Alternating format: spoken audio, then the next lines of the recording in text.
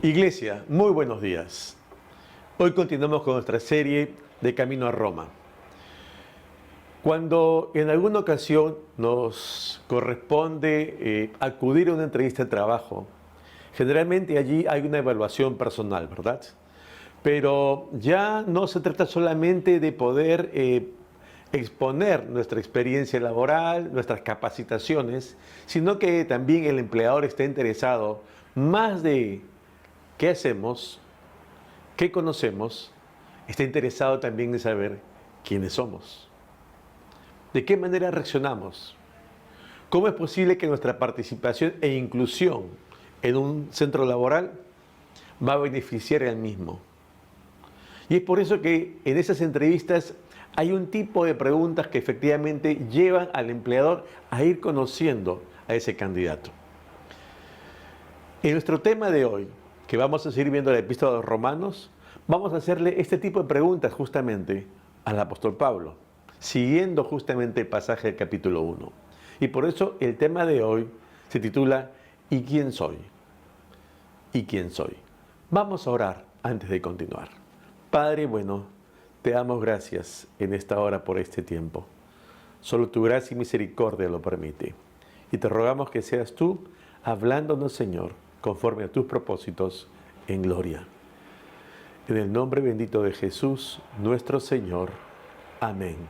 Amén. Esta epístola inicia de la siguiente manera, ¿verdad? Pablo, siervo de Jesucristo.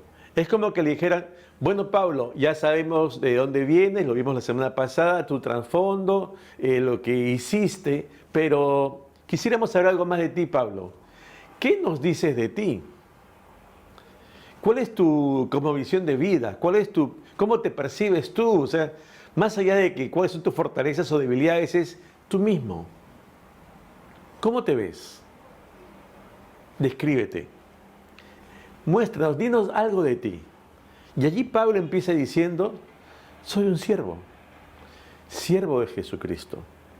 Ahora, esta palabra siervo, que es la primera que vamos a ver de tres, es interesante que hoy, incluso a nivel eclesial, tal vez hasta se ha malbarateado, ¿verdad? Hola siervo, ¿cómo estás?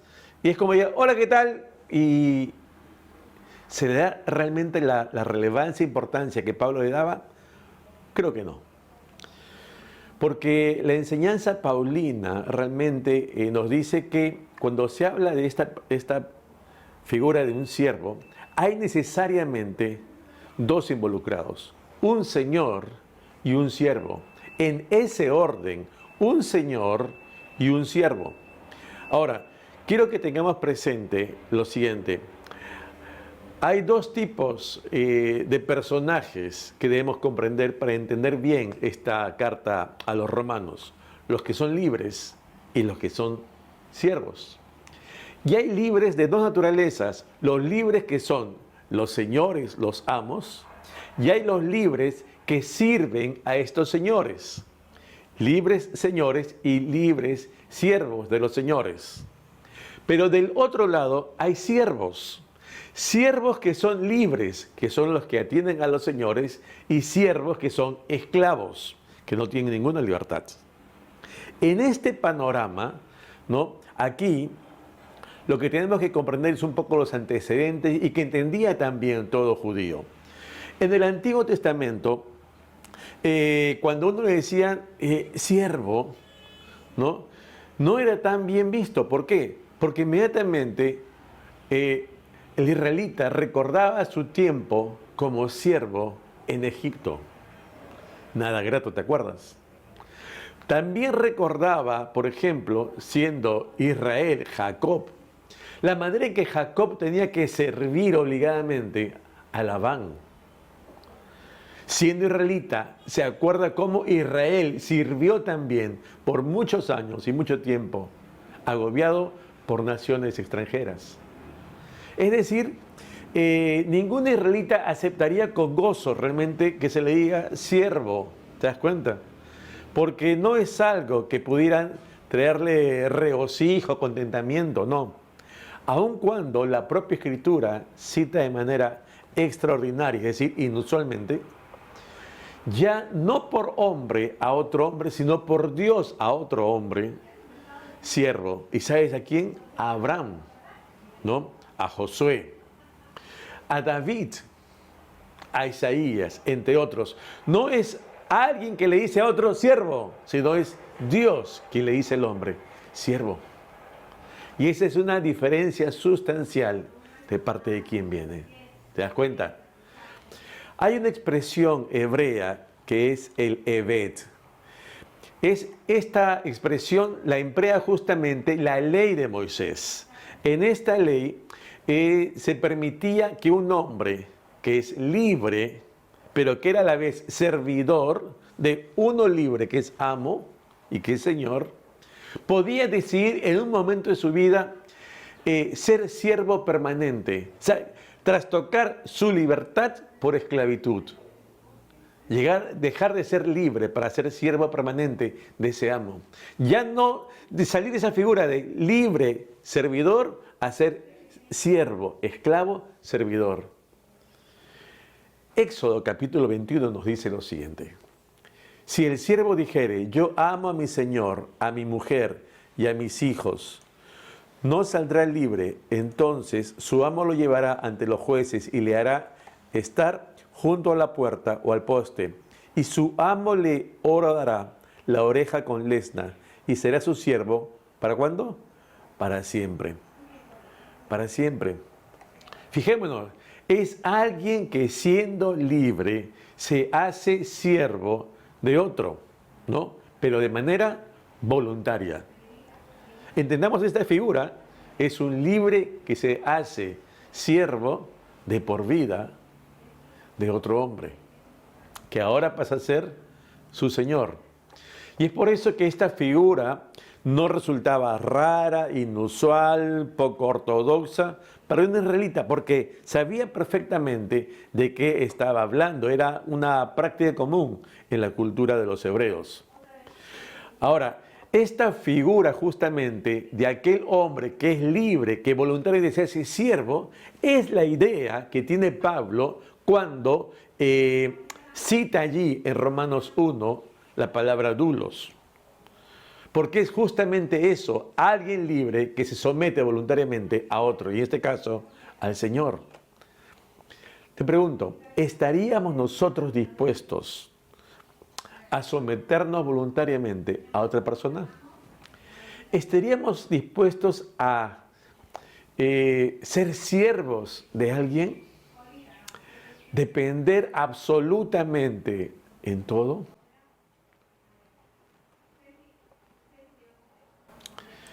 En el Nuevo Testamento, para los romanos y para los griegos, el ser, digamos, un servidor público, era una respuesta del hombre que constituía definitivamente una actitud que expresaba en cierta manera virtud, sirviendo al Estado.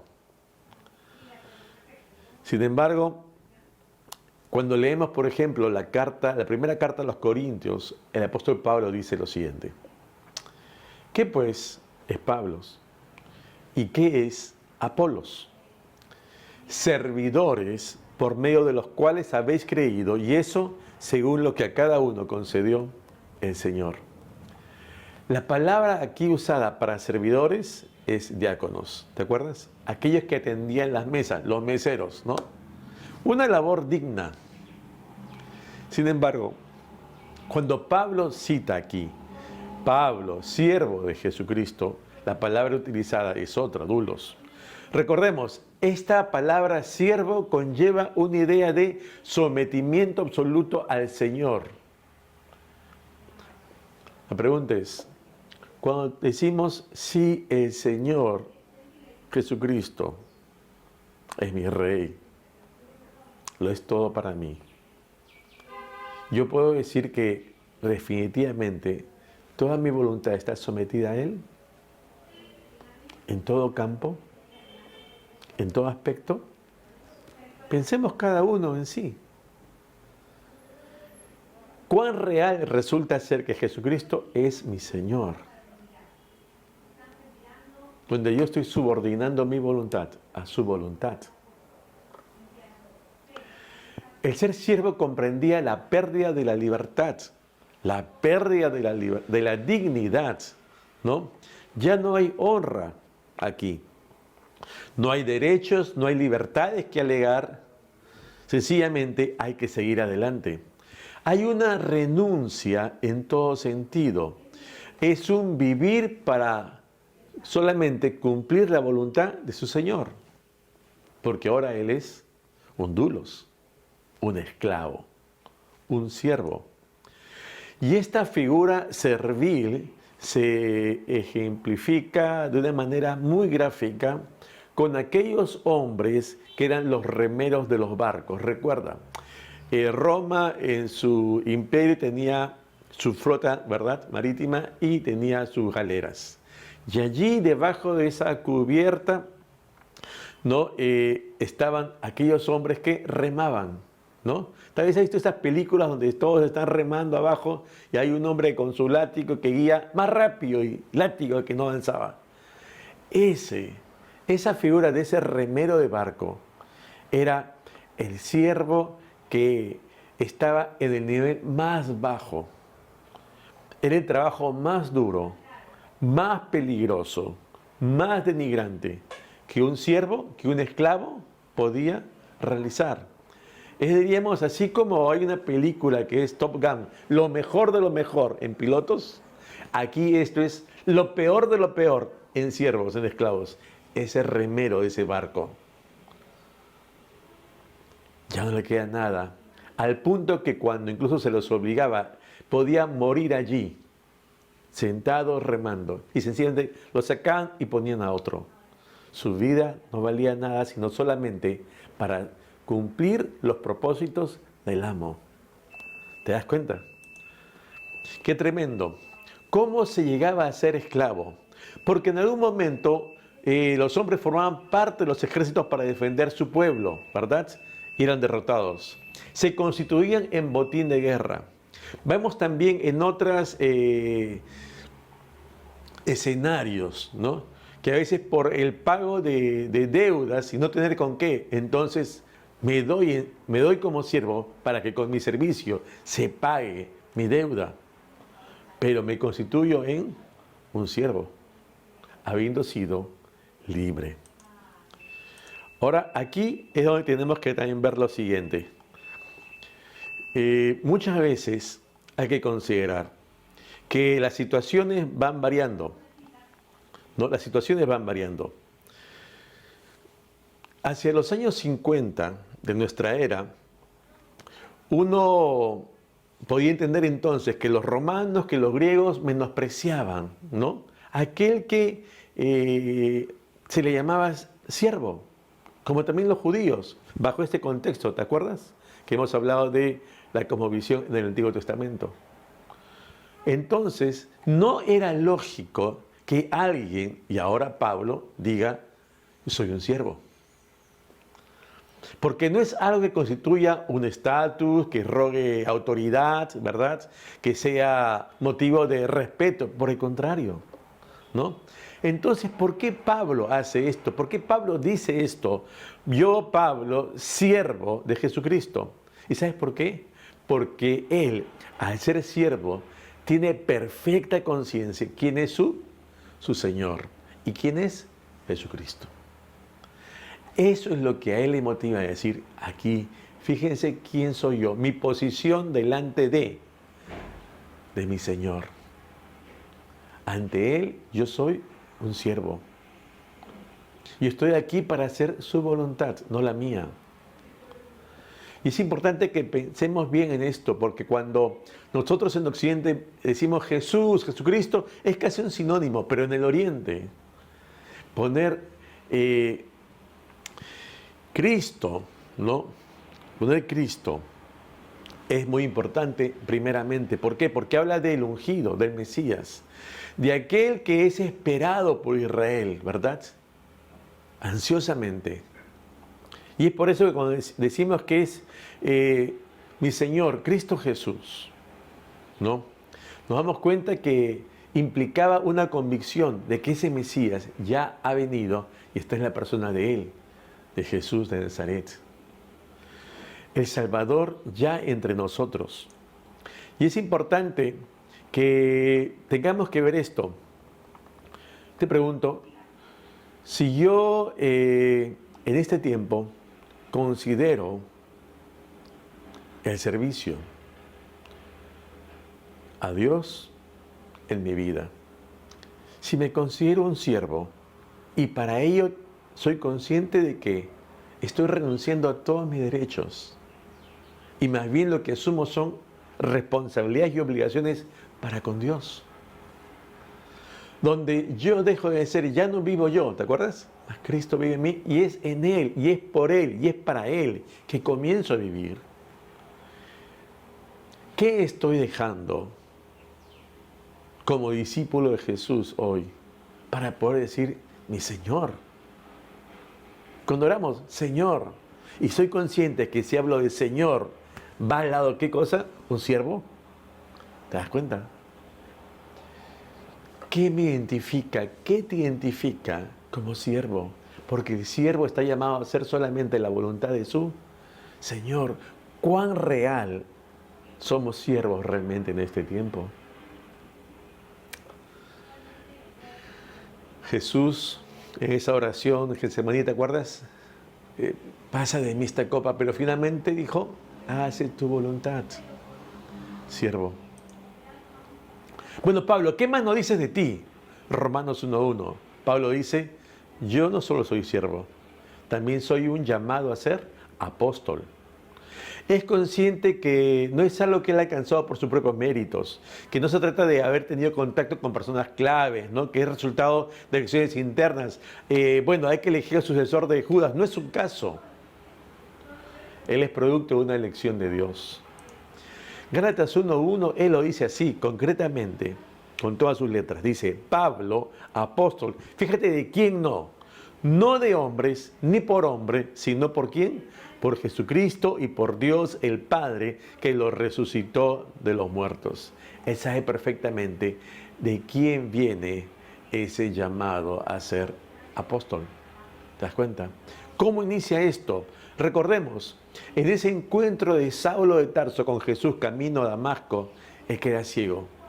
Y entra a Damasco, y allí en Damasco Dios le habla a su siervo Ananías para que vaya donde Saulo y imponga sus manos, y Saulo reciba la vista y reciba también el Espíritu Santo. Y fíjate qué dice allí Lucas en Hechos capítulo 9, versículo 15. El Señor le dijo, ve porque instrumento escogido me es este. ¿Para qué? Para llevar mi nombre en presencia de los gentiles y de reyes y de los hijos de Israel. Instrumento escogido me es este para llevar. Es Dios quien llama. Sin un llamado no hay un ministerio. Pablo, llamado a ser apóstol. Esta palabra, apóstolo, ¿verdad? Es una persona que es enviada. Es alguien que es comisionado por uno para realizar una tarea determinada, con un propósito. Realizará un oficio, es enviado como un emisario. Ahora, Pablo tenía clarísima entonces que él es enviado por Dios para una tarea que es por excelencia de gracia. Pablo lo testifica así cuando va a hablar con el rey Agripa. Hechos también capítulo 26 dice, pero levántate y ponte sobre tus pies, porque para esto he aparecido a ti, para ponerte por ministro y testigo de las cosas que has visto y de aquellas en que me apareceré a ti, librándote de tu pueblo y de los gentiles a quienes ahora te envío. Pablo hablando con el rey Agripa. Y él dando testimonio de esa convicción de haber recibido de Dios un llamado, que él está siendo comisionado como ministro y testigo, ¿a dónde? A los gentiles, donde es enviado no por sus motivaciones internas, sino por Dios. Llamado a ser apóstol, enviado. Es un llamado a ir, es una comisión, ¿verdad? Ahora que va a capturar su vida plenamente, que va a trastocar todo aquello que él hubiera tenido antes de, como Saulo. ahora como Pablo, tiene una nueva cosmovisión de vida. Está llamado a ser apóstol. Él se sabe un comisionado por Dios para anunciar las buenas nuevas. No es alguien que está divagando, sí, pues soy creyente y ya Dios te bendiga. No. Él vive con una plena convicción de un llamado de lo alto para desarrollar aquí en la tierra. ¿Nosotros? ¿Y nosotros? Es esto justamente lo que gesta una pasión en la vida de Saulo. Y él lo dice en su primera carta a los Corintios, capítulo 9. Él lo cita. Pues si anuncio el Evangelio, no tengo por qué gloriarme. Porque me es impuesta, ¿qué cosa? Necesidad. Y ay de mí si no anunciare el Evangelio. Cuando somos enviados, no cabe rehusarnos. No cabe demorar, no cabe guardar silencio. Dios conoce lo que hay en nuestros corazones y aún antes que hablemos, Él ya sabe la respuesta. El tema está allí ahora en nosotros, en nuestra cancha.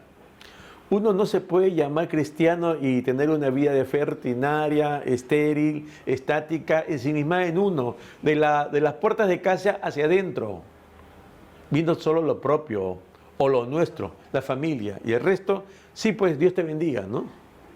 Pero que se mueran de hambre o que se mueran de frío. En los 50 de nuestra era, en las embarcaciones, ¿sabes cómo se llamaban también? Se les conocía como las apostólicas. Es interesante este paralelo. ¿Por qué? Porque era por medio de estas embarcaciones que se despachaban justamente todo tipo de cargamentos, ¿no? Con un propósito específico y a un determinado lugar. Tenía un objetivo y había algo que llevar desde un lugar. Es interesante que esta es la figura justamente que nos da cuando se nos cita apóstol. Alguien que es enviado de un lugar para ir a otro, encomendado por alguien llevando algo. ¿Te das cuenta? La pregunta es, como discípulo de Jesús, hoy, tú y yo, ¿nos sentimos identificados con el llamado de Dios? ¿Que somos llamados a compartir las buenas nuevas con toda criatura? Puede que digamos que sí. ¿Lo estamos haciendo? ¿Qué crees que hace un amo, un señor, con el siervo que desobedece? Todo el contexto. Los 50 en Roma. Piénsalo. Porque hoy muchas veces nos resulta sencillo vivir en Occidente, ¿no? En el siglo XXI. Pero adentrémonos en el contexto y veamos bien lo que el Señor quería decir a esta iglesia en Roma y hoy a nosotros también. Cuando Pablo dice, yo soy llamado a ser apóstol, significaba que él había entendido claramente que tenía un llamado a ir ¿hacia dónde? Hacia el mundo gentil. Allí anunciarle las buenas nuevas. Y a un apóstol, en un sentido, es diferente pues a que te llamen siervo, ¿no? Te llaman apóstol. Ah, bueno, es como que expresa autoridad, ¿no? Tiene un sentido de dignidad, de responsabilidad. Es un ministro, ¿no? ¿Te das cuenta? Como que fuera distinto, pero no es por el hombre en sí, sino es por quien lo delega, quien lo llama, quien le encarga. Ahora, vale hacer hoy un comparativo, ¿no?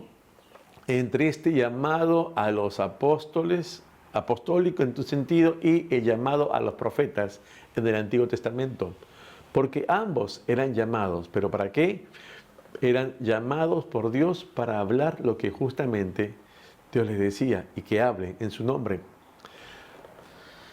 Y eso es lo que cargaba justamente el corazón. Ayer de los profetas, luego de los apóstoles.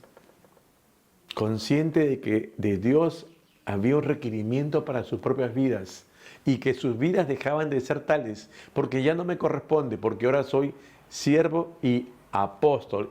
Como siervo soy enviado para una tarea a la cual me encomienda ¿quién? mi Señor. Dejo de pensar en mí para comenzar a pensar en cómo voy a hacer la voluntad de mi Señor. Pablo, por eso, era consecuente con ello. En Romanos capítulo 15 dice, y de esta manera me esforcé a predicar el Evangelio. Ahora, si bien Jesús anunciaba la venida del reino, ¿verdad? El reino de los cielos se ha acercado. Pablo proclamaba la doctrina de la justificación por la fe. Entonces, bueno, ¿en qué manera hay una coincidencia teológica pues entre este anuncio, este mensaje de Jesús y el que ahora proclama el apóstol Pablo?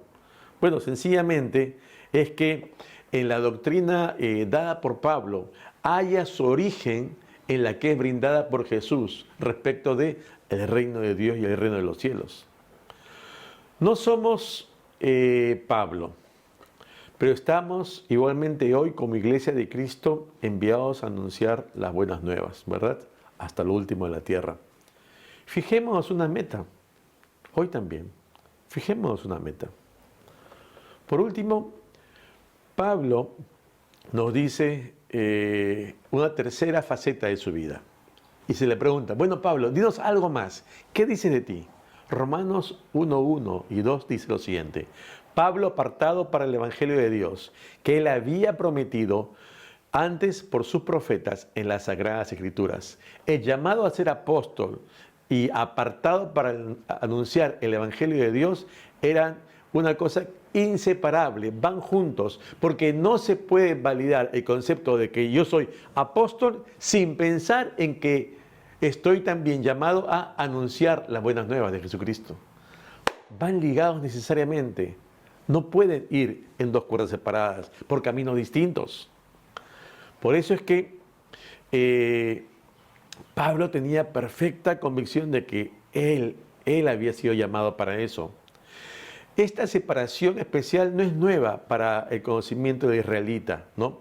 Apartar es literalmente separar mediante la colocación de un cerco. O sea, estos están todos y aquí los separo para mí. Y eso es lo que está haciendo el Señor.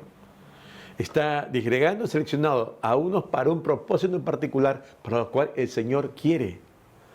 Pablo, apartado para el Evangelio de Dios. Cuando dice esto, entonces hay que recordar también lo que dice el Antiguo Testamento. Levíticos 20 dice lo siguiente, habéis pues de serme santos, porque yo Jehová soy santos, y os he apartado de los pueblos para que seáis míos. Dios es quien toma decisiones, Él es quien elige, Él es el agente, Él es el actor, Él es quien interviene. Y por eso tenemos que tener presente esto siempre. En la Septuaginta, las palabras ofrecer, dedicar, presentar, como esa figura de dar algo a Dios, ¿no? Son expresiones que también se traducen como apartado, usada aquí por Pablo, ¿no es cierto? Pablo también puede hacer una referencia, él como fariseo, que en esa palabra fariseo hay una raíz que tiene que ver justamente con la idea de separación, alguien que es apartado. Sin embargo, los fariseos no habían sido apartados por Dios, sino por sus propias motivaciones, egoístas y equivocadas, ¿no? Como también hay la de los profetas, que ellos dicen, bueno, yo soy enviado por Dios, pero en verdad no. Y lo dice Jeremías, ¿verdad? Capítulo 29. Porque falsamente os profetizan aquellos en mi nombre, no los envié, ha dicho Jehová. Este es un grave peligro que se da también. Hay gente que se suma, ¿no?, a los esfuerzos ministeriales. Sin embargo, ¿sabes qué? Dios nunca los llamó a ellos. Dios nunca los llamó. Pablo, apartado para el Evangelio de Dios. Es interesante que cuando dice esto hay que tener muy en claro algo que se nos puede pasar por una lectura rápida y ligera, que dice apartado para el Evangelio de Dios. Bueno, es obvio, no tan obvio. Ubiquémonos, año 57 después de Cristo, Imperio Romano. ¿Sabes por qué? Porque en ese contexto la palabra evangelión era un término, sí, que se empleaba para las buenas nuevas. Pero en ese escenario, ¿no?, político, cultural, social, en medio del Imperio de Roma, el Evangelión era anunciado ¿para qué? Para proclamar las buenas nuevas acerca del emperador. Se utilizaba así, ¿no? Recordad que los césares, ellos pedían para sí justamente todo tipo de adoración, ¿no? Todo tipo de reconocimientos. Se creían Dios, con minúscula por supuesto. Y entonces esperaban eso de sus súbditos, libres y esclavos. De allí que saldría eventualmente un heraldo real y se iba por las plazas y proclamaba el Evangelión, buenas nuevas acerca de el emperador. Por eso es que la pertinencia de Pablo cuando dice, apartado para el Evangelio de nuestro Señor, ¿verdad? El Evangelio de Dios, ¿no? Es pertinente porque aquí hace una disquisición, una distinción, que el lector, que la iglesia comprenda bien que no se trata de las buenas nuevas de las cuales ellos están acostumbrados a oír, sino de otras. No se trata de unas buenas nuevas terrenales, de un amo y señor que se ha rogado esa posición, sino de buenas nuevas que vienen del cielo para los hombres en la tierra, que vienen de Dios. Y es por eso que dice, apartado para el Evangelio de Dios. De Dios. La ley habla del hombre. El Evangelio habla de Dios, lo que Dios ha hecho por el hombre.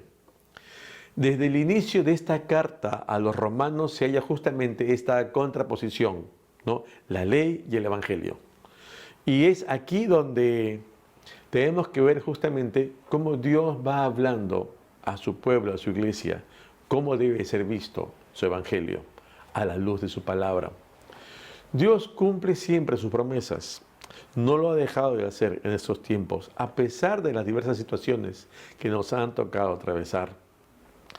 El Evangelio es el fundamento en el cual también se cita todas las proclamas apostólicas y las prédicas que encontramos en el Nuevo Testamento, porque hay las citas que hacen referencia ¿a cuál? Al Antiguo. Allí están. Sirven de sustento para justamente transmitir ese mensaje, que es la expresión misma de Dios, el Evangelio de Dios, que ahora está siendo proclamado a todo hombre. Que nos hable de esa salvación que viene de Dios, que no se opera por cumplimiento de la ley, sino que es por gracia. Y que somos por eso justificados solo por la fe en Jesucristo, en esa obra de redención operada en la cruz del Calvario. Termino por eso diciendo esto. Cuando Pablo cita allí en Romanos 1:1, Pablo, siervo de Jesucristo, llamado a ser apóstol, apartado para el Evangelio de Dios, nos recuerda una triple condición que él se reconoce, que es siervo, que es apartado, ¿verdad?, que es apóstol. La pregunta que podemos hacernos tú y yo hoy es, ¿cómo nos reconocemos nosotros? Si nos preguntase, bueno, ¿y qué de ti? ¿Cómo te ves? ¿Cómo te defines? ¿Qué responderíamos?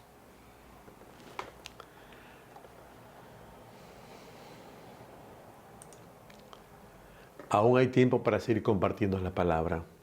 1 Corintios dice, en el capítulo 1, porque la palabra de la cruz es locura a los que se pierden, pero a los que se salvan, esto es a nosotros, es poder de Dios.